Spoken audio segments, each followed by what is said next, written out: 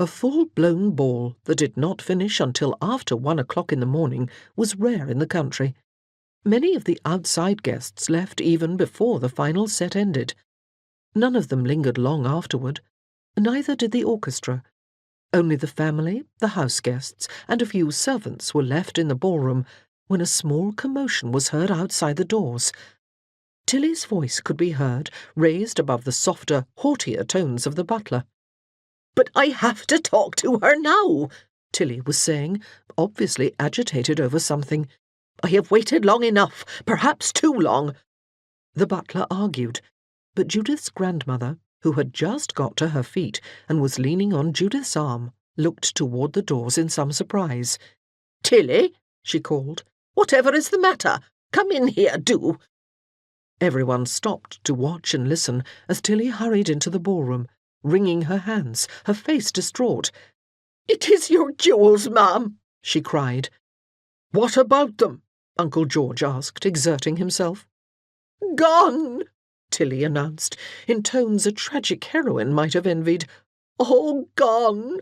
The box was open and upside down on the floor in your dressing-room, ma'am, when I got there, and there is not a sign of a single piece except what you are wearing on your person."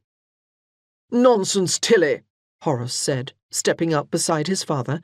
"I dare say they were spilled earlier in step-grandmamma's hurry to be ready in time for the ball, and you piled them into a drawer to be put away properly later. You have simply forgotten." Tilly gathered together her dignity. "I would not have done any such thing, sir," she said. "I would not have spilled the box, and if I had, I would have stayed until every piece was picked up and put back where it belonged." Her mistress, meanwhile, was gripping Judith's hand so tightly that all her rings were digging painfully into her granddaughter's hand. "They are gone, Tilly?" she asked. "Stolen?" It was as if everyone else had been waiting only for that word to be spoken. There was a buzzing of sound and a crescendo of excitement. "There are no thieves in this house," Aunt Effingham said sharply. "The very idea! You must look harder, Tilly. There must be somewhere." "I hunted everywhere, ma'am," Tilly said. 3 times. "There have been a number of outsiders here tonight," Mrs. Harding pointed out, "and some of their servants." "We are all outsiders too," Mr. Webster reminded her.